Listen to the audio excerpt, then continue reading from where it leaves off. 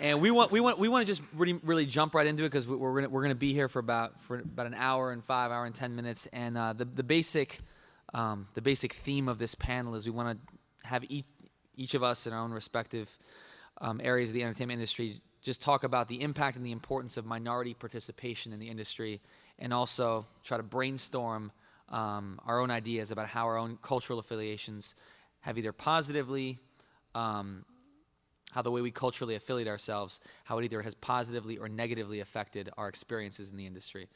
So that's a really really cute way of basically saying like, when I go to an audition and everyone wants me to be a Puerto Rican drug dealer, why is that? Oh, you're not Puerto Rican? No, I'm Colombian. Colombiano. All right. So that's that's the simple way of saying it. So we're gonna just basically. I was just thinking maybe we could start down the line, maybe with Richard, and just come back to me, and just maybe talk about how you culturally affiliate, racially, ethnically identify, how that's affected your experience in the industry, and if what's your experience been, Richard? I am a black man. That's how I identify. Shocking, right? I'm a black man, and I'm also the big media guy on the panel. So I help run MTV and VH1 domestically as the COO. I had kind of a very traditional route, was a consultant and did the partner thing at Booz Allen and the media practice, and have been at MTV Networks for about 6 or 7 years now. And I'm on the big media side, and so it's been for me a real experience because I'm actually one that likes to be on the inside and part of the process to make change. I think that you need all different pieces to make change. You need independent people to make change, you need people on the outside, you need people criticizing the machine, and you need people in the machine to try and drive change. And I like being one of those people in the machine, and I kind of leverage everything that I bring before I got here and while I'm still here to try and make sure the system works the way that it should. That's it. That's the intro. I'm Elena. I'm Mexican, born and raised. My parents too. And then as we get further back, then my family's from pretty much all over. I work at a nonprofit organization in Mexico that runs a traveling documentary film festival all around Mexico. We've recently expanded to different countries. We do a lot of work to support the production of documentary films in Mexico. We give out grants, and we also distribute films in independent, more art house circuits and also different platforms. And most recently, we're developing a project to train different indigenous communities across Mexico and Central America in documentary filmmaking. So with the idea that in a couple of years they'll be able to produce their own content from their own unique perspective, and then we can contribute in getting that content to be widespread to a larger audience. Boy, it does quake, doesn't it? I'm Joseph Erb, and I work at Cherokee Nation. I'm a Cherokee Nation citizen, and I do animations in the Cherokee language. I did my first one as a graduate student here at Penn. We do it entirely in Cherokee language, and then I went back and I started teaching kids how to do animations in Cherokee and Muskogee Creek children. And I've done documentaries and produced documentaries, and I've done it on the side where you have funders that think of Indians or a certain thing, and they expect their money to do that and express that. So I've had it where you do independent stuff. The independent stuff, you have more freedom and less money. And the more money you have, the more ideas that people from the outside come in and try to put feathers on people. And that's kind of tough. But that's kind of what I'm dealing with back home. My name's Carlos Andrés Gómez. My father's Colombian, and my mother is estadounidense, gringa, white American. And so people don't know what to do with me. Pretty much every context for a lot of reasons, for those who know me. But I'm an actor and a poet and a playwright, and that's pretty much it, yeah. And I'm working on a new play right now, basically addressing manhood and masculinity, especially just being the way I'm positioned in the world as a Latino man and growing up around mostly Latino and black men. I was just wondering, just if we could just really jump into it now that everyone has a little bit of a taste of where we're from, what we're about, and just maybe again starting with Richard. How is being a black man? How is that? What's your experience been like? I'm just gonna leave it open. and just dealing with MTV and VH1, because I'm sure that plenty of people in here have seen different programming you have, and both the good and the bad. Oh, yeah. And how has that helped you or not helped you navigate to get where you are? Yeah, it actually has been a tremendous, it obviously has some challenges, but it's been a real advantage for me in some ways. I'm a business dude, right? I went to Wharton undergrad, I went to Stanford Business School, I was a Booz Allen partner, right? Get to MTV Networks, and all of a sudden I'm one of the senior most African-American people in the building, right? Which means I can talk about whatever I want to talk about, right? So all of a sudden, I'm sitting in pilot screenings, I'm looking at campaigns, I'm looking at all this creative stuff, and I'm smart enough to listen first, and then I'm like, okay, well, you know what, my instincts seem to be okay, and well, you know what, they can't fire me because I got a contract. So I was able to start being a little bit more vocal about some images that I saw and some things that I liked and didn't like.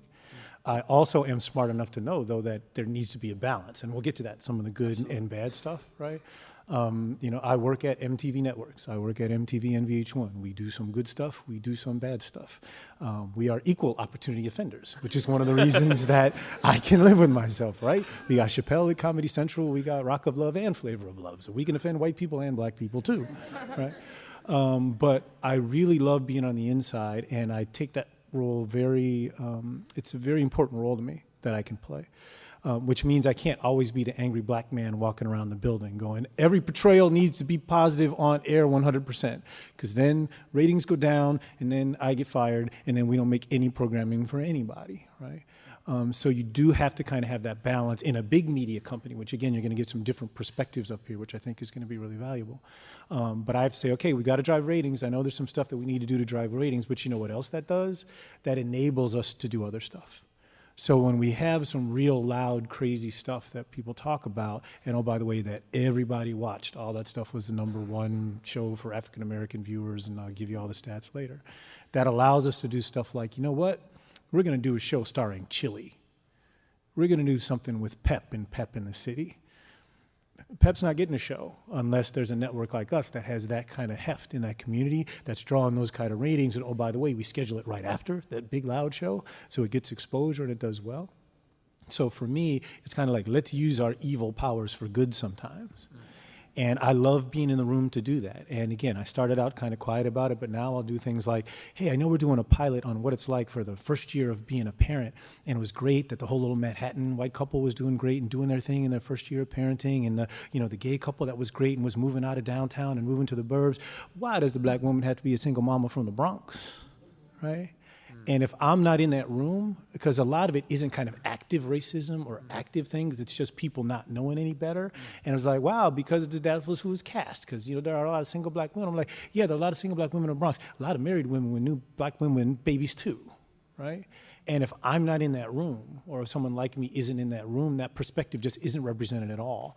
And for me, that's a bigger danger, if you just kind of step completely out of the process. So I love being in the process. It means I sometimes deal with stuff I love, and sometimes I deal with stuff that'll make me money. But I like it both ways, and I really think it's important to be in that room. So I've used it to my advantage in that the business dude that came out of Wharton undergrad now is like, this doesn't pop for me, and I can be a little bit of creative in my spare time. Well, I'll talk a little bit about the background of how the festival started, because I think it has to do a lot with our role. The nonprofit was founded by Gael Garcia Bernal and Diego Luna, which are these two actors that had a hard time in the beginning to escape sort of the soap opera model that was basically dominating still is Mexican television. It is absolutely full of stereotypes, and also managed to avoid accepting roles from the big Hollywood films that would also stereotype their role, and they managed to do so by first of all, acting in a film that was produced, Amores Perros, in the 90s, and then moving on to the independent film industry. And they came back to Mexico, and the next step for them was to create a production company and Ambulante in order to, on the one hand, build audiences for that content and also promote the production of films that would stay away from those stereotypes.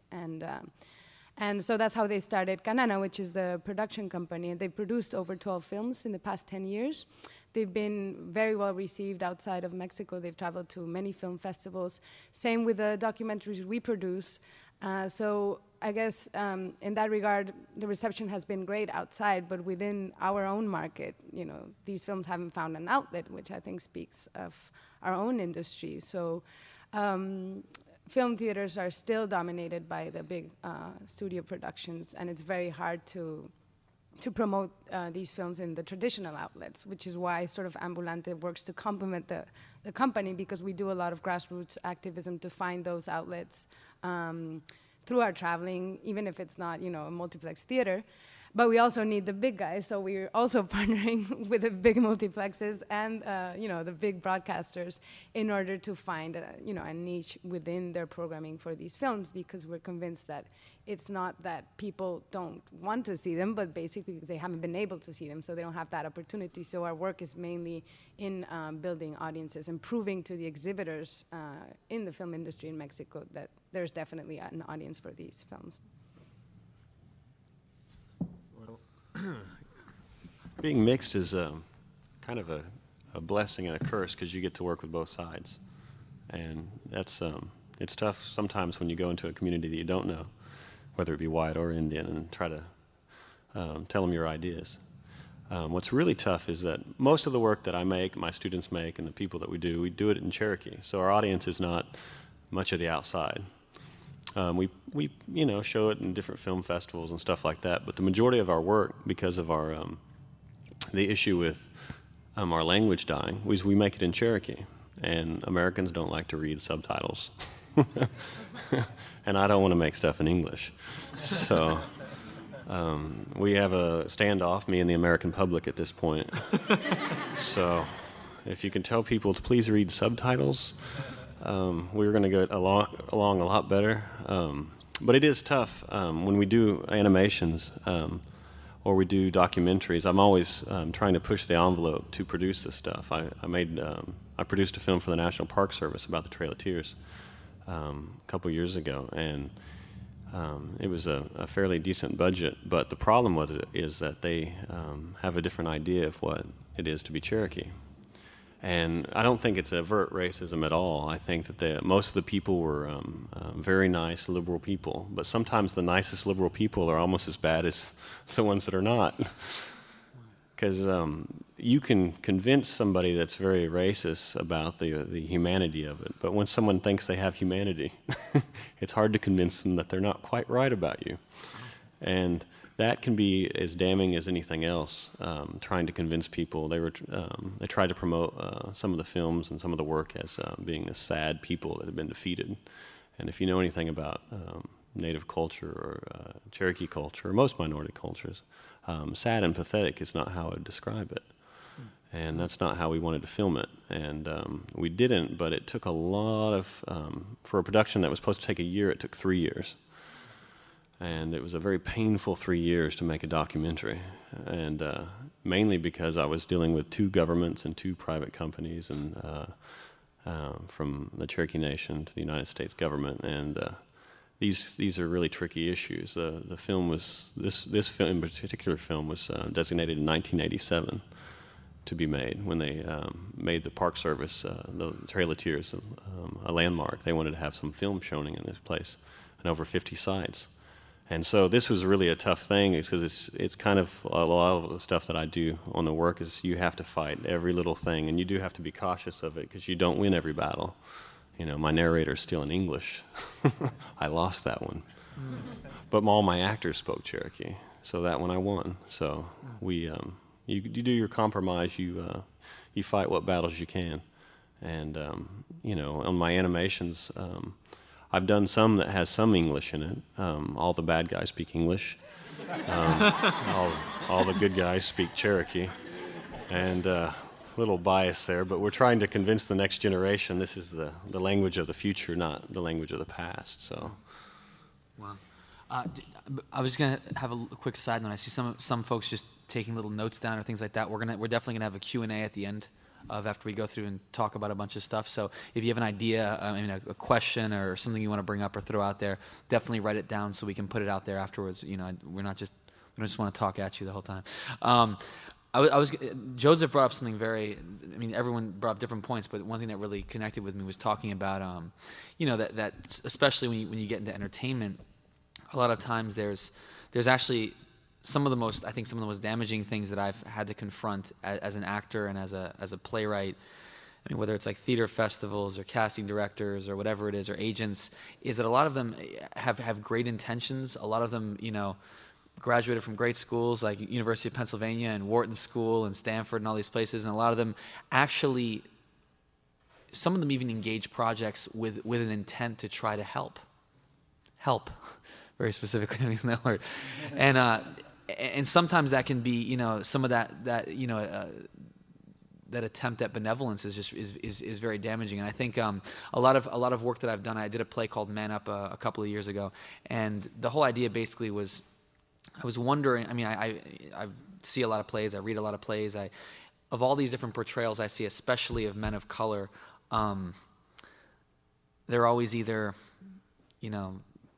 doing something bad, or they're not in the story, or if they're in the story, they're doing something bad. And I wanted to have a play where I said, I want to hear from, I always think I want to produce work that I want to hear. So I said, I want to hear a story from a man of color about struggling with his, talking about sexuality, his family, love, trying to navigate his life, thinking about fatherhood.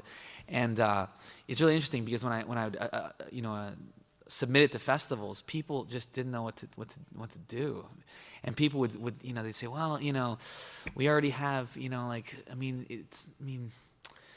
not really talking about sexuality, and you want to talk about masculinity. I'm like, is this a crazy word you've never heard of? You know what I mean? It's like, it just seemed like a real crazy thing. And it's one of those things where when I get sent out for work, it's like my agent sends me out for work.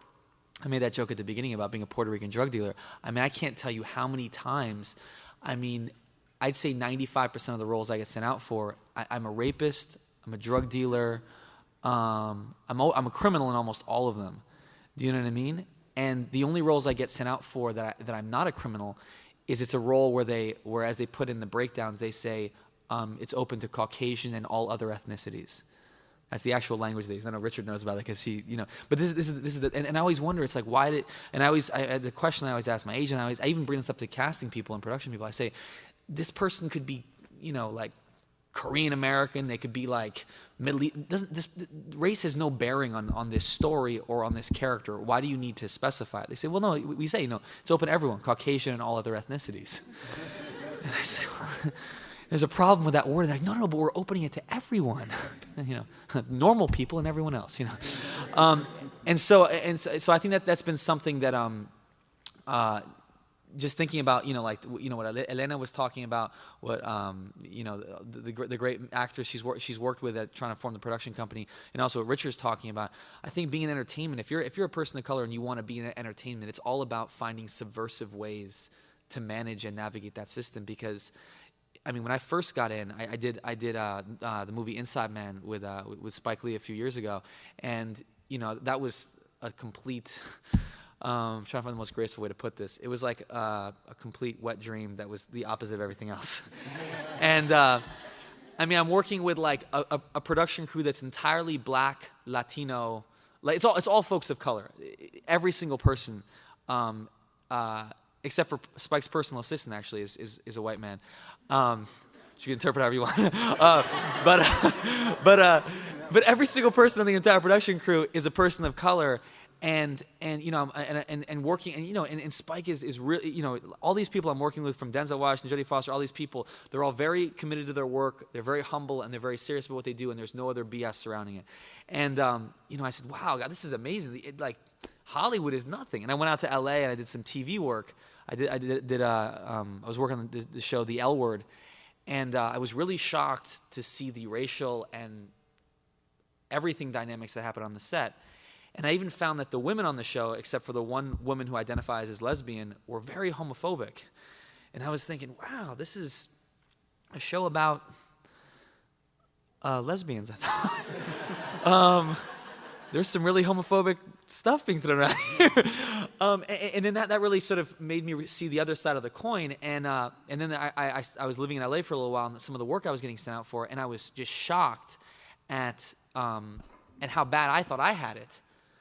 And then I remembered that, I have my very pretty light-skinned face and my nice green eyes, and I was like, wow, I'm getting the easy way out. I saw what Latina women were sent out for, what black women were sent out for. I saw what Middle Eastern folks or anyone who could pass as Middle Eastern were being sent out for. And I ended up basically burning a lot of bridges because I started saying, I don't want to be sent out for this. And people said, no, you don't. A manager told me, she said, you don't have let me explain something to you, Carlos.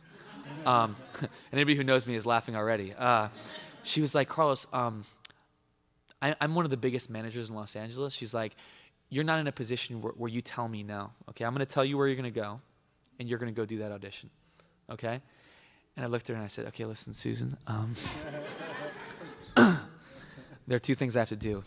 It's breathe and die. And I don't think that that's included in this audition, so I'm not going to do that audition. But I mean, with all jokes aside, like it was a very, it was really hard for me to find that balance, and trying to navigate between that balance of being able to live with myself and do stuff that I don't want to I don't care about being socially responsible. I mean, it's like Richard, we all need to be able to sleep at night. You know what I mean? And but at the same time, you got to find ways to make sure that you can continue to work in whatever your field is. So that's my kind of weird transition to the next topic that we were talking about. How do you just trying to maintain and try to navigate that balance of being doing socially responsible content, but also being able to drive ratings as it is in a specific field, or do things that will be able to get you the exposure or be able to continue working in whatever field that you're involved in. So I guess we'll start with Richard and go back to Elena, Joseph, and myself. Richard. You were going to get your line in. You got to get that line in. Yeah. She has a great line. She has a great line, which gets to sleep well at night, so I'm not going to steal it. It's a great line. We talked about it before. For me, as Joseph said, it's all about balance and picking your battles, right? And kind of in anything in life, if you're doing well, you can get away with a lot more stuff, right? Mm-hmm. If you're the honor student in school, if you happen to be late for class, or if you happen to get in a fight after school, everybody goes, you shouldn't do that again, right? And if you're doing great work as an actor, if you're doing great work for people who are funding your documentaries, if you're driving great ratings, then you have the ability to say, oh, and by the way, we're going to do this other stuff because it's a pet project of mine. Or by the way, we're going to tweak that character because, the show's doing so great that we can make some changes creatively, et cetera. But the bottom line for me is really all about doing great work, whatever that work is, whatever field you're in. And then that gives you permission to do all the things that you want to do. If you don't earn that, especially, I'm a corporate dude, right? I work for a Fortune 500 company, right? I work for big media America, right? I have to earn the right to be able to say, here's what I think, right? But now that I've earned it, you have to also be willing to wield that stick. And some people aren't willing to do that, right? And just to take it out of media for a second, I was in business school or something when the whole Rodney King thing happened. And a bunch of my friends were like, oh man, now every white person I know is going to ask me, what do you think about the Rodney King thing, right? And I don't want to be the spokesperson for America, right? And that's okay to feel that way. I'm very different. I'm like, they may not see another black person all day, right? And so I'm going to take this opportunity to educate some people. So that's one of the challenges, that whenever you're kind of in media and you're doing well and stuff, it's like, well, do I want to be known as that? And do I want to pick up that fight? And do I really want to say, tweak this or tweak that? And I'm the only one in this room. And some people say, what, I can just get by or I can get over without doing that. I actually feel it's my responsibility to do that. And if I let something go, if I don't say it, what other executive vice president at MTV Networks of color is going to say it, right? It's a very small list, and Nigel is active too. But you need to be able to be comfortable in those roles. You need to be comfortable in that position, but you have to earn that right. But once you earn it, you got to be willing to use it. Yeah, I completely agree. We work in particular to build audiences and then prove to the exhibitors that we have an audience. And with the festival, we've managed to grow that audience to 400% in the past 4 years. So that proves something.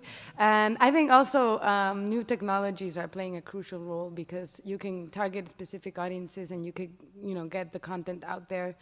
A friend of mine who's from Argentina was actually developing an idea for a television series about sort of like the L Word but with you know, gay men in different countries in Africa. He runs an African film festival in Mexico, and he went to pitch that to a producer that came to Mexico, a Hollywood producer. The first thing he said, and he said it, you know, like that. He said, "Well, if you have blacks and gays and it's made by a Latino, it's not going to sell. I'm not interested." That was his response. So, and this was, you know, a month ago. It's not, you know, it didn't happen years ago. So he's now developing it as an online web-based series. So I think, you know, you can't ignore the fact that, you know, in a traditional system that still exists, and that's still sort of the, you know, we have to fight against that. But there are also other channels where you can get your stuff out there and, you know, avoid even having to meet these people. That's, it brings up a good point. The media has changed so much that the internet's changing the whole dichotomy of our friends' world, and it's good for the independent people out there. I mean, you know, in Cherokee Nation, our internet's not great, but it's better, and people are starting to get these things in their hands, and our population almost, not exclusively, but has skipped computers. They went to smartphones. And because in our communities, computers in some places are kind of scary. And our older generation is a bit frightened of them. And so we're able to now start doing stuff with these things. And one of the pet projects that I was honored to work on, and a friend and I, because when you start doing stuff in the language at home, for one, being mixed is I don't know how other minority communities handle it, but being mixed isn't always easy in Cherokee community, and then going to get educated is still kind of tricky, especially in a poor economic community. Then being mixed, going to getting an Ivy League education in a graduate degree program is another strike. But after a decade of making animations, films in Cherokee, you start to earn your chops at the Nation. And years, and my poor wife has to suffer years of suffering, that you finally are at a point where you go, I'm going to go talk to computer companies about localization programs, because one of our things is that our language has its own writing system, and subtitling was actually very difficult. I know it's just a little side note to media, but subtitling for our language is really important. And since we skipped our you know, we had Apple computers support our language on their laptops, but it wasn't on these devices. But if you have the 4.1 and above on your iPhone and go to your languages, you'll now see Cherokee on there. Wow. So, and these things are HD cameras with editors on them, and so we'll be able to do a lot more Cherokee animations that can get uploaded and move into media. So that's kind of my side note to. It's a weird way of trying to get subtitles to work, but it's what you have to do when you have your own character language that's not Latin-based, which is it's kind of tricky when you're dealing with media and computers, and I've learned way too much about fonts in the last 2 years. So I know more about fonts than cameras now. So. I think it's something that everyone definitely touched on, and this is something that I think people always say, oh, you know, what was it? They ask me what it's like to meet or work with different people, and I think, or just even have a talk like this and, you know, meet people like Elena and Richard and Joseph. I think my most exciting thing is watching the way people work, and I think the people that I really look up to and the people who I've been so excited about working with, there's something that I've seen a consistent thing among all of them. People who've really been successful in their fields, people who've really dynamic artists or directors or producers or whatever it is, they know absolutely how much more powerful they are. Like there's a point where most people say, oh, all right, well, nobody wants computers. Okay, well, let's get the construction paper and start. But then there's someone like Joseph, thinks, okay, wow, we got, what about, your grandmother's a phone. Let's just use the phone. Oh, but there's no Cherokee in there. Okay, let's call up Apple. You know what I mean?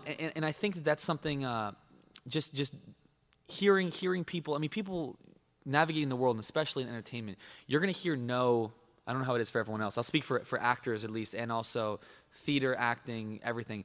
People say, oh, Carlos, wow, you've done some really cool stuff. Like, wow, like do you ever like worry about like rejection or failure? And I'm like, dude, I've been failing 99 out of 100 times on my best days. But I put myself out there so much that you see those like 15 victories because I put myself out like 2,000 times. You know what I mean? And I think that's something where, people say no all the time to me, and I say no, absolutely, totally. So here's the thing, no, or people like, how many times people tell me, Carlos, that's impossible. I'm polite, I'm persistent. There's one more PM forgetting. My director always says this. I don't know, but you just do that all the time and go back and back and back. And if you do good work, you show up 20 minutes early. You're genuinely, present with people. You make sure that you're always prepared when you show up at a rehearsal, at a meeting. I'll tell you, you may offend a few people, but you do really great work. You get a couple awards here and there, and then suddenly like, oh man, okay, it's Carlos.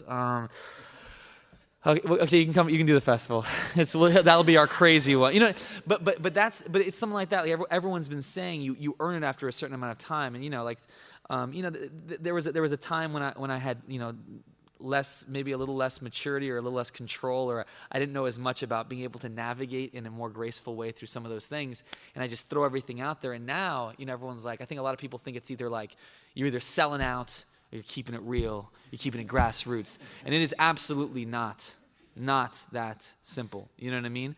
And I think it's about being able to find that balance. And I think my two 2-cent coins I'm throwing in the bin are, number one, that I think that we always have a lot more power and a lot more ability to take control of things than we believe. And don't wait for people to give you permission.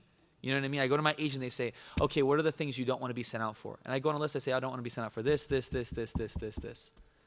And they're like, I mean, no, really. I'm like, no, I don't want to be sent out for any of those things. And they're like, Carlos, please. Come on. I'm like, no, it's not non-negotiable. And they went with it. And I get sent out all the time for all types of stuff. But they went with the things that I said I would not do. But most actors are like, oh my God, if I say that, maybe they'll drop me. Maybe they won't want to sign a contract with me. I've been with them for like with innovative artists for 3 years. It's like they will go with it. And a lot of times it's the people who will sit down and say, this is what I won't do, this is what I will do. Why aren't you sending me out more? They ask the questions. They treat other people as peers instead of sitting there, waiting for things to fall in their hands. A lot of times those are the people that get the most respect and the most attention. So don't underestimate the power that you have. This is not just entertainment, in whatever field that you're in. Tell people what you want, ask for what you want, be deliberate, be polite, and be straightforward. You know what I mean? And don't sit there begging people for things. Just tell them what you want and expect that you should get it, within reason. And number two is the thing, just don't, this was the thing I learned very young in school. I was a very outspoken little kid who would always say things that would get me sent to the principal's office. But I never showed up late to class, I never missed school, and I got straight A's in every single class. So I made sure that they couldn't be like, oh God, Carlos is getting all D's, and he also has to talk all that crazy stuff in class. It was like, they would always be like, God, Carlos is such a great student, he's such a smart, intelligent young man. I don't know why he says things like that in class. But that was the thing. They always gave me they always called my parents, and they give me a couple free passes because I did all the other things. So those are my 2-cent things. I wanted to just segue into something else, just talking about in each of our respective areas of the industry, each panelist's thoughts on both. We've talked a little about the relevance and the impact of minorities or people of color in different studios, but how, to what extent you feel like your community that you identify with or different communities of color, how they affect the programming and the content that you work with in your specific field. Was that a clear enough question? Sure. Do you want to rephrase Somebody else that? is going to go first this time. Okay, yeah. You want to talk? Elena or Joseph? Yeah. I guess we can just go down. Yeah, okay. Yeah. Well, if you talk about Native Americans in media, you probably haven't seen one in a while. And if you have, it was probably a period piece, or you watched something with 3D with blue people. Which is a bit offensive if you're always the white guy's the guy that saves everybody. Every time. It's just it's the rule that the white guy has to come in, even if he can turn blue. He's the guy. Now the chief of the blue people Which, the hardest thing is I make a lot of my materials for immersion schools, which is Cherokee schools that are entirely in Cherokee language. So we do animations and fun stuff, and we also make posters to bribe them to do their homework. They all love Avatar. And they don't see certain things because they're kids. They just like the adventure and bow and arrows and stuff like that. It's not a cliche, but they just, it's exciting for kids, but they don't always see the underlining things. And the chief of that is a Cherokee person. He's a fluent speaker, Wes Studi. And if you've ever seen Wes Studi, he's been in Heat and a lot of different things, and he'll be at the next conference I'm on talking that. So Wes is great. And poor Wes has to be every bad Native American guy out there. He's only played a Cherokee once in his life. And it's really weird because he's an evil Pawnee and he's Apache and a Mohican. And that's when you can get parts. Because most of the time, you don't get parts for anything. Like, how often do you see contemporary Native Americans living normal lives? Most of the time, if you go to a city and luckily or unluckily, I'm not identifiable. And so certain people, they go, "What are you doing in the city?" Well, what are you doing in the city? I was at a powwow, and this white old couple were taking pictures of this guy with a cell phone. Like, Indians have cell phones, people. They have figured technology out.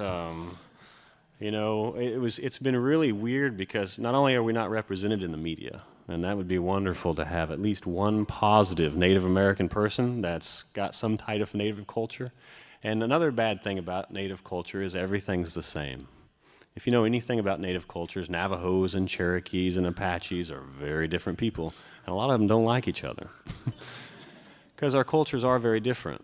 And no one really addresses the complexity and gorgeous beauty of the culture. I mean, it is beautiful, the languages. I mean, there are even different language groups. I mean, these are such vastly different people. Cherokee is an Iroquois language, and, they have the Muskogee Creek languages, and we're surrounded by a lot of those people, and, it's very different. So we have some cultural differences that are beautiful stuff, but they are not represented in any type of media, so we made our own media up, which is very small. You can do searches on the internet. And if you search in Cherokee, you can find a lot more. If you holler at me afterwards, I'll show you. I've hidden things. So when people search in Cherokee, they find stuff easier. But this is one way that we utilize our language to motivate some of our kids. But it's still tough because not that African-American representation is great comparatively, but it's out there. Native Americans, how often, when's a show going to happen where you'll see Native American people in modern contexts? Or heaven forbid, science fiction. It's not something that's happening. And it's detrimental. We have high suicide rates. We had 2 young people kill themselves separately last week. When you're not represented on any level, it's painful. And people will not understand in big cultures what minority people go through because of it. And it's what's weird is being, multiracial. You get to see both sides. And it's not that people are trying to forget you. It's just they don't remember you. And being Native is really tough because of this issue in Oklahoma. Native people have, we got casinos. We don't pay taxes. Only the first part's true. I pay my taxes. But this is tough. I don't see any money every month. I'm still paying my Penn loans from every dollar I can make. So, which I'm sure people do that graduate here that go back, especially working in communities. Going back to your community where poverty is pretty high, you sacrifice higher salaries. And that's tough. And, but, you sleep good at night. So I'll leave that to you, that opening. The famous line is that you have to do something that lets you eat well and also sleep well at night. Well, I like that. I definitely think it's extremely important to increase participation of minorities at all levels of the industry, whether it's behind the scenes or as actors, and not in these sort of stereotyped or typecast roles. But for us, the challenge is always, first, to create those opportunities, which we're doing through our workshops, in Central America, so that these groups can create their own content, and then we can get it out there. And it's not content that is sort of born out of this imposition of, you know, the Western storytelling models, or, you know, the ideas that they will generate their own content. But for us, the challenge is always finding the resources to survive both as a festival and to keep the production company going. And I think that's a challenge for all of us working on the more independent side.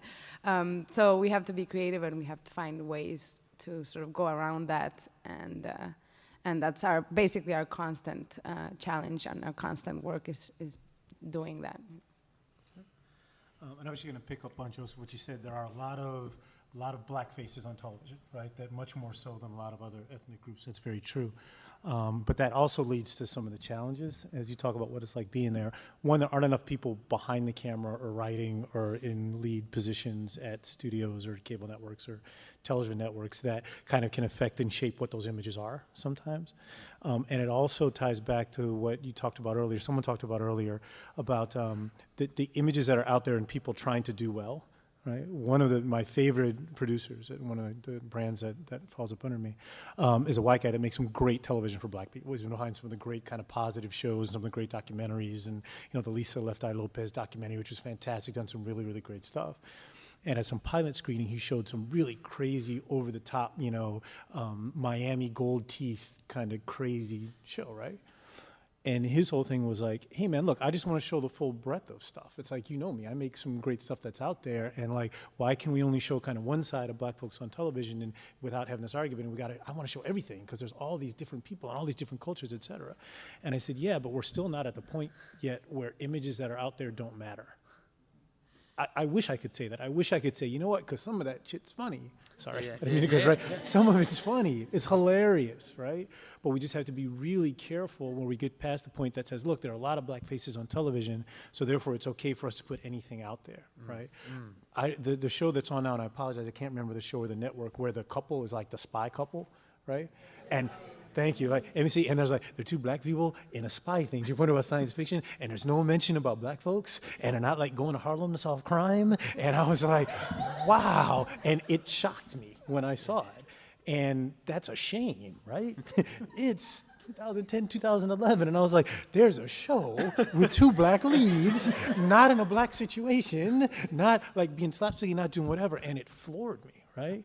And I wish we could get to the point where I could put that crazy ass show on television, right?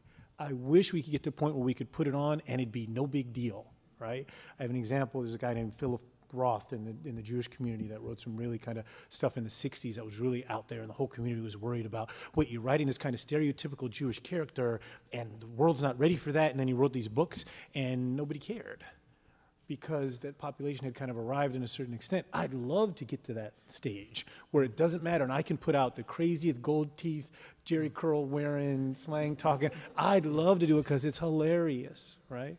But when we do it, we have to be really thoughtful about it, because even though there are lots of images out there, there aren't enough that every single image that's out there doesn't matter. And that, for me, is one of the challenges of not having enough people kind of that are writing, that are directing, that are executives sitting in big chairs, that can kind of make sure that that balance stays in play, and that's one of the big challenges that I face. Absolutely. Yeah, building off of what Richard said, and we're actually kind of touching on a couple things right here, talking about typecasting and also the relevance and impact of minorities in these different areas of entertainment. But you know, I always have this discussion with multiple people where they say, no, but, you know, we make fun of everybody in this thing.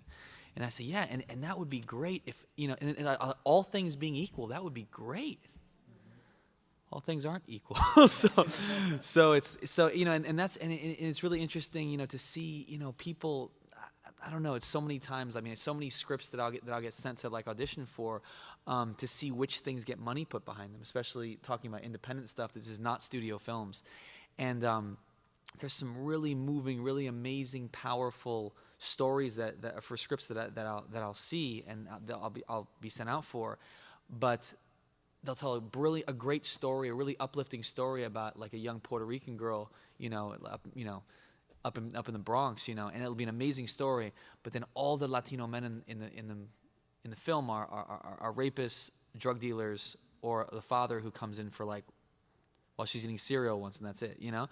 And it's so tough because it's an important story, and it's a true story, and it's a story that can even resonate with you know, with different people. But if this film is going to show all over the United States, and this is the only time that people from all over the country are going to get to know what they think is all Puerto Ricans, what they think is all Puerto Ricans from the Bronx, which they think is, to a lot of people, the only Latinos they're ever going to have any sort of context for, then they're the next time they see some guy who's rocking his Puerto Rican flag necklace, or at the Puerto Rican Day Parade, they're going to be scared. They're going to think that that's all of them. So I think that's always a real, that's something I still have not figured out, and it's something that Richard, I remember we all talked on the phone beforehand in a conference call, talking about how this is not something it's not a clear right or wrong thing, or a black or white thing. There aren't clear lines.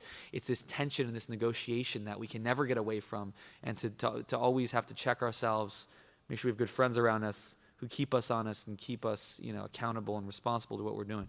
I want to make sure people get a chance to ask questions. So I just want to ask really quickly, just a quick brief snippet from each of us. Just trying to throw some ideas out there, looking to the future, just what each of us anticipate would be the greatest challenge to minorities in roles similar to ours, what they can do to, what do you think the biggest obstacles they're going to face are, and what they might be able to do to address them or find a way to navigate around them. Richard? For me, it's going to go back to what I said before, that I'm an executive at a big corporation, right? And I think the biggest challenge that people that follow me will face, and again, I hope it's not going to be a challenge and one day won't matter, but I don't know when that day is going to be, right? Is that be willing to use your power and authority, right? People have to take my phone call. People have to listen to what I say. They may not like it, they may not do anything about it, but they have to listen to it. Right? And so that the biggest challenge that I've faced personally, and that I know that people behind me will face, is, wow, this career thing is going pretty well. These checks getting pretty nice, right? This office is getting pretty well. Do I really want to stir this up right now?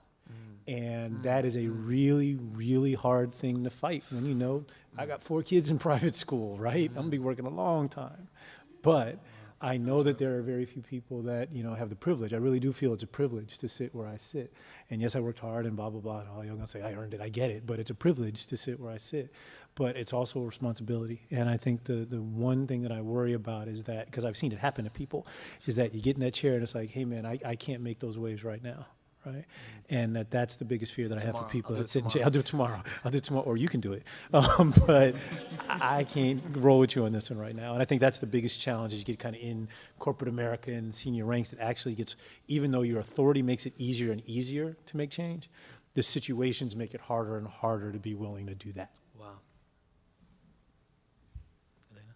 Yeah, I think one challenge is to create those opportunities for minorities to occupy these key positions in the industry, but also, and it will be a challenge for a long time, is to fight this sort of already established structure in all at least the media outlets, existing media outlets in Mexico, which is basically television and the exhibitors, the multiplexes. So, it's very hard to break that system, because it's a system that's been going on for so long, and people are completely used to watching that content. So it's always, and they also control the country too. I mean, they're like the 4th estate now.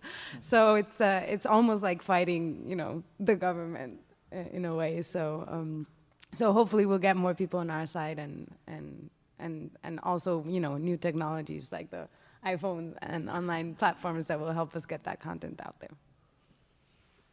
Well, I think on the, we have the same issue. I have a friend, his name is Bob Hicks, and he's an old Muskogee Creek man. He was the first person to ever graduate American Film Institute. That was Native American. And he's old now, and one of his biggest challenges is he didn't want to make Indian films. But he's an Indian. You got to make an Indian film. I mean, that's what you are, right? You can't make commercials. You can't make things about Jewish people or black people. You can't do that.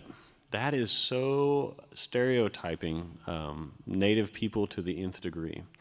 And if they can get a job, it'll be at a small sideline as being a lighting guy or a PA and some little thing. And this is one of the biggest issues, is that not only is there not enough representation on there, because the only thing we're allowed to represent is ourselves. And the only thing that we're allowed to represent in ourselves is 200 years ago. And at this point, we're meeting white people and losing. This is the deal that we've been dealt. And I'd like to say that, Bob Higgs' career is a great one. And for Indian community, he is a legend. But for the white community and every other community out there, most people have never heard of the man. But he made it possible for us to think, hey, I can do that. I'm even mixed. I won't have to, people won't even know. Bob was able to go out there and do it. And if Bob could do it, and then Wes went out and lived with Bob, Wes Studi. And that's how Wes got his start. And everybody helped everybody to do it. He helped start something from First Americans in the Arts, and it's like an Academy Award kind of thing for Native people. Small, it's in L.A., but all these things are still the issue. I mean, if an Indian's not in a loincloth in front of a camera, he's probably not in front of the camera. And if there's an Indian in a loincloth, there's probably not an Indian behind the camera. And it's very tough because you could judge Wes or the 4 or 5 Native people that actually can work constantly. That's the parts they can get. And it's hard to turn those down, as you know. It's like you got to feed your family, and they're paying pretty good. You got to be a chief on Avatar. I won't read too close into that. Let's do it. And yet, this is the issue still to this day. And one of the problems is we're such a small group, and we're a divided group. If this group's different than this group, our population will always have to probably struggle for its own market. But luckily, with the digital media the way it is, perhaps we can have our own markets, because making film is 10 times easier than it used to be. Because it was so hard to afford things. Now you can get an iPod with an HD camera and edit it all on there. That's nice. You can get a flip camera at Walmart, and we have Walmarts everywhere in Oklahoma. If you've ever wanted to see Native American culture and see Native people very comfortable with each other, go to Walmart about 11 o'clock at night in Oklahoma. You will see some wonderful people talking and socializing and enjoying an environment. And what was funny is I usually speak at some of these conferences because of the language stuff that I do. And there was about 20 people in the audience. And then I went to Walmart, and there everybody was. I should just have this at Walmart. So it's always going to be the same issue, is that we're a small group, and we're just going to have to make our own way, and hope for the best that the world will be open-minded enough for a Creek man to make a music video about a French guy. I mean, that's something that I remember Bob, I said, do you ever get mad that white people make movies about Native Americans? He goes, no, I think it's great. I just wish more Native American people were allowed to make movies about Native Americans, because that's the unfair part. Because it's okay if, you do that. It's okay if a Jewish man makes a movie about black people, but it's not okay if they can't do it for themselves, too. And that's the thing that I was really enlightened with Bob, because he had no problems with white directors doing what they wanted to do, because he wanted that same respect where color didn't matter, where he could be the guy who made the next big buster hit. And sadly, Bob didn't get that yet, and at his age, it's great. It's going to be tough for him. But he paved a way for a generation of Cherokee and Creek people, and I think that's a success. So I always talk highly about Bob where I go, a guy who just did some commercials and just did little shorts and did some film festivals. And for us, he's a hero for our community. I was gonna say, just in terms of talking about the obstacles, I was definitely gonna talk about what Richard was saying. I mean, I know I have a lot of friends who've done well, whether in acting or entertainment or directing or filmmaking or whatever, and the more and more notoriety, or the more money you start making, or the more a lot of people start to think, wow, this is getting a lot. I really don't want to rock the boat. I don't want to shake things up. I'm being cast in this one way. I don't want to tell people how I want to be cast. And then, once again, I'm just going to go back to the thing of just know your power, or realize your power. And it's actually somebody who's not a minority who actually taught me this in a very explicit way, was actually the actor Clive Owen in Inside Man. And we were shooting a scene one day, and they did some rewrites to the scene. They do rewrites all the time, and there was a scene basically where he's basically supposed to. It was a pretty like a violent scene where he's gonna like tear open this woman's blouse with like the front of his gun, and he was just like he's like I'm not doing. He's like it's bloody offensive. I'm not doing it. And they're like no, but we rewrote it. You know what I mean? It's like like Brian Grazer, like this very famous producer walks up. He's like no, like Clive, we think it's going to be really. He said no, it's bloody offensive. It's unnecessary. It's flagrant. I'm not doing it. He's like no, we don't need that scene. And everyone was like, and it was a point that for some reason the producers were very very adamant on. He's like no. He's like, it's bloody offensive. I'm not doing it. And then that was it. And then they just tore the page. They're like, all right, you heard him. All right, and they just moved on. And that was it. And it was fine. And what I realized, and this has been my new theory. The old days, I'd be like, I'm not going to the audition. I'm not doing whatever else. My thing now is I say yes to most things. Then I get there and I'm like, so you're spending $1 million a day? Yeah, we're not doing that. They're like, excuse me? I'm like, yeah. No. Well, here's the thing. I think it'd be more authentic if we, and you wouldn't believe how many times I've gotten on sets or gotten on things, and trust me, when it's $1 million and they need to have this done in 8 hours, I mean, they can't fire me in 8 hours, and I know that. You better believe that. And I'm like, no, it'll be more authentic. That's the word I always use. But you got to find those subversive ways to be able to manage that. So I would say, you don't have to, I mean, God, I love me some like Huey P and some Che Guevara and all that, you know what I mean? But like I don't have to show up at the UN necessarily in like my my military uniform and like put up my middle finger up at like George Bush. I can walk in there in my suit with my diplomatic pass and smile and shake hands and say, you know what, let's do this. You know what I mean? Just planting that seed and also knowing that you can find a way to navigate that a lot of times. And so that's kind of been my new theory. And so yeah, I would say don't ever underestimate being able to pull that card in a situation, with a smile on your face and a wink in your back pocket. So we have 8 minutes right now to open up to questions. I want to have as much time as possible for questions. And you got the name tags, you can direct it to whoever you want. Let's start Stephanie Renee right there. We'll go there. All right.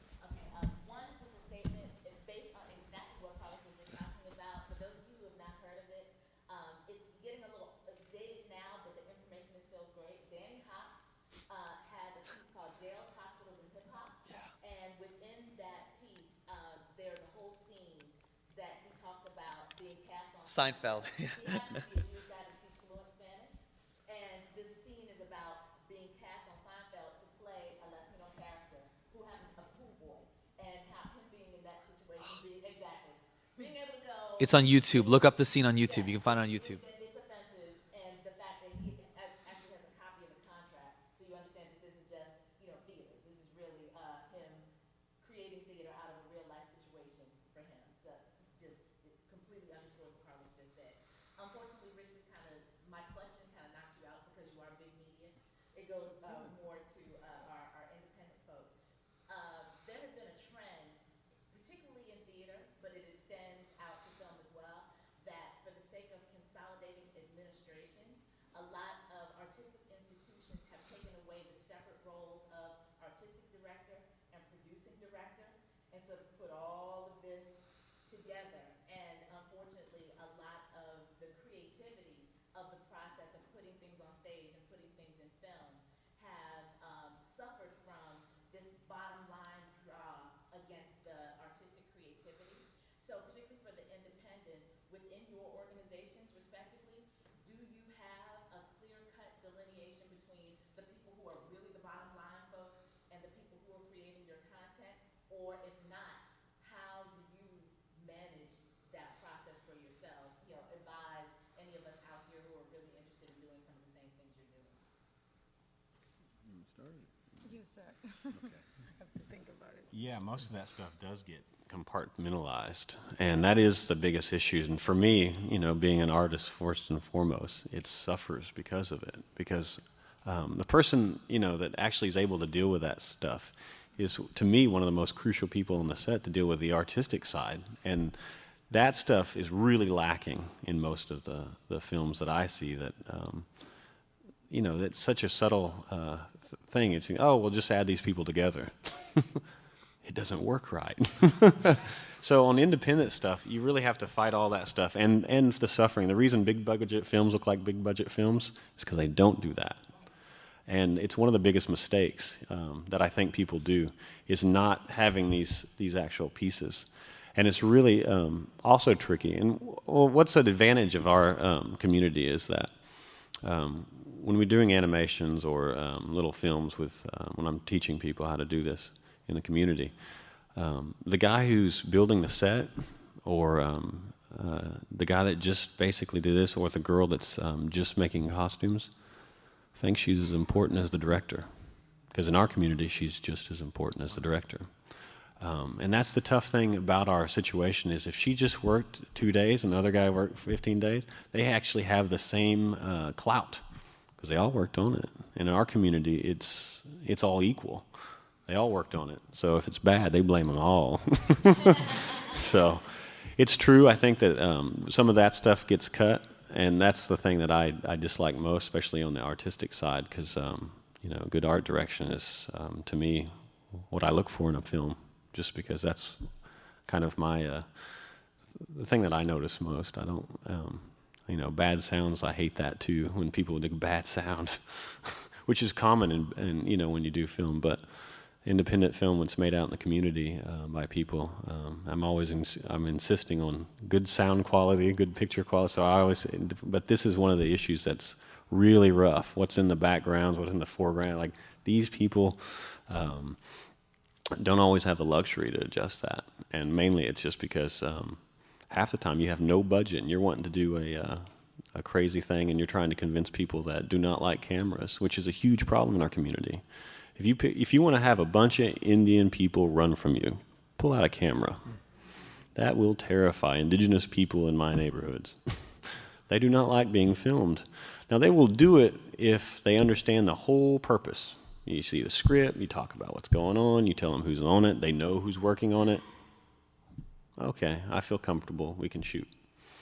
But, a lot of the big mistakes come in, and this is one reason that when I shot some of the productions that I have done, we could get Native people. It's the only reason we could is because we know how to work with them.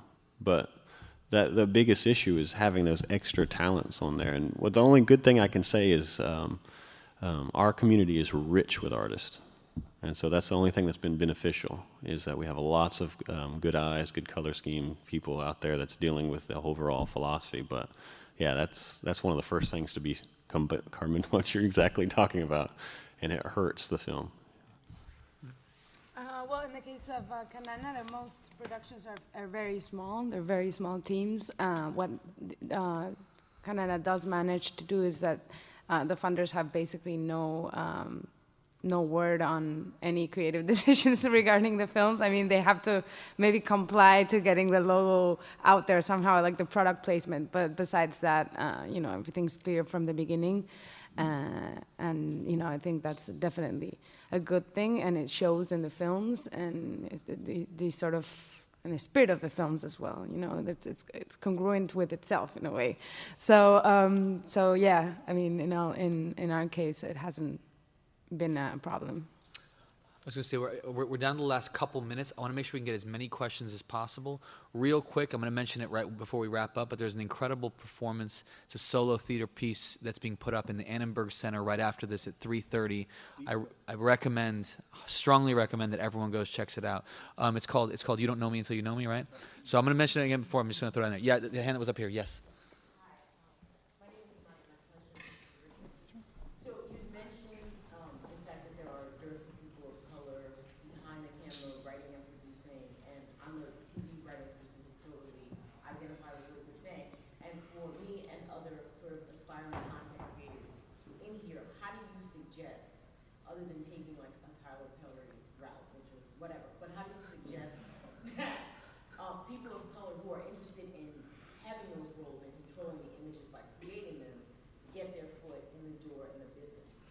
Yeah, I think you've heard a couple of them. And I'm sorry, the question was, how do you suggest, because they asked us to repeat the question for the mics, right? How do we suggest that people that are underrepresented in certain roles, like writing, directed, et cetera, how do you get into the business and get into that? I think there's a couple of things, and you heard some of them today. One is just meeting people and talking to people and making sure that people know what you do and that people see examples of your work where you have it. And so networking, particularly in this industry, in any industry, but particularly in this industry, you cannot underestimate that. You have to grind, you have to meet people, you have to talk to people, you gotta be willing to do some stuff you don't wanna do, just so people can go, you know what, this person's talented and I get that. But the other piece is the new technology thing is huge, right? Everybody can get stuff out there. We've picked up pilots that we found on, certain websites out there, right? That have turned into shows, that have turned into hits for us, right? You gotta use that technology. You gotta find a way that, yes, I'm gonna meet everybody and I'm gonna talk to as many people as I can, but some folks are hard to get to. So I'm gonna just put my stuff out there in a way that people can understand what I do, that people can get a sample of my writing, that people can see people performing some of my stuff. It may not be the highest quality, it may not be in a television show, but they can go, wow, that was really smart. And people on my end in big media companies are getting better at knowing how to interpret stuff that doesn't have high production qualities, right? Because it used to be, oh, wow, that's kind of self-generated stuff. Oh no, user-generated stuff doesn't look that great, et cetera. But now it's like, yeah, but it's funny, right? And wow, that writing's pretty good. And like, wow, that person's really popping. And so there are ways that we're getting better at understanding that. But you really got to try and use all of the new media that's out there, all the avenues, just to get your stuff out there. Because the only way you get these gigs is getting seen and getting known. And so use anything you can to try and do that. All right. We had a hand up over here. I think it's going to have to be the last question because we're running out of time. There's so much here. I'm sorry. I know I'm just speaking for myself. I'm going to hang out for a couple of minutes. If you have any more questions or want to talk, I think a few of us might hang around. But once again, definitely go to Annenberg, catch the show at 3:30. And last question, yeah, right here. Or yeah, you're right.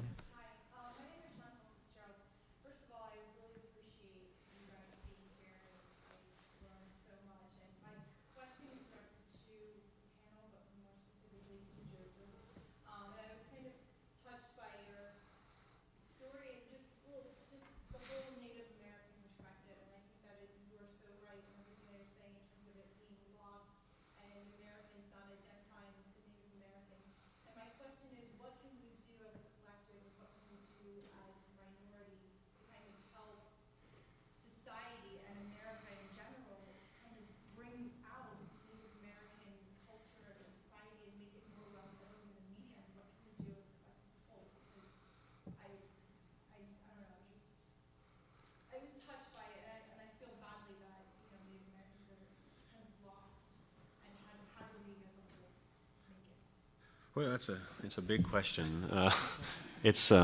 Yeah. One of the things too is, if you know nothing about Native Americans at all, you're probably ahead of the game. Because almost everything I've seen is what most African American people have had to suffer with in media in decades past, is that if that's what you think an African American's like, you probably don't know one. And that's the same with Native American culture, is if you really want to help out, read some good books. There's a lot of bad books out there, but there's some really good books. And remember that every culture is distinctly different. And pay attention to the title. Is this some academic guy that actually worked there, or is this someone that came in for 6 months? These are very common. People make misconceptions. They don't always listen to the right people. There's a lot of bad stuff about Cherokees out there, and a lot of tribes. But when you start getting into closer to the language and culture, the language really is a barometer of culture. And the closer you get to that, the more reality you're going to deal with. You don't actually have to understand the language or read books in Cherokee to understand Cherokee. But, if you start learning from people that do speak the language, you got a better shot of knowing the true culture. But request it, send things into MTV. Hey, where are your Native American people at? Wouldn't it be nice? He's joking about it. One of the biggest ways that minority groups can help each other, to broaden your question out, is, vote with your checkbook, right? Yeah. Black folks go to see black movies. Latino folks go to see Latino movies. You know what? Black folks go see a Latino movie when it opens, right? Because you know what? When you do that, people like me pay attention. Okay? If we have a show and ratings are up, don't really care why it's up or who's in it. We're going to make more of it. Okay? So one of the ways you can help is, yes, get smart. Yes, be knowledgeable. But you know what? When that real authentic, when his documentary comes out, go see it. Right? Buy a copy. Go to Amazon. Do some stuff. Vote with your checkbook. Vote with your actions. Tell your friends, right? Don't just stay in your own individual, this is my minority group, this is what I need to do. You want to see more diversity of representation? You got to support more diversity of representation, right? And I challenge anybody, like, when's the last time you saw a movie that had that was about another diverse group, right? Yeah. You know, go do that. Go watch that television show. Learn about it, right? And the more you do that, the more people that sit in chairs like mine will have to pay attention to you. If you want to know we're getting cut off quick, so I guess I got to hurry. Some of the things that our high school watches, they watch black films, right? Because that's who they can identify with. They got color, and they want to see color. They don't identify with white. They want to see somebody with color on TV. When they had all their heroes up, they didn't have any Indian heroes. They were all African American, and that's great.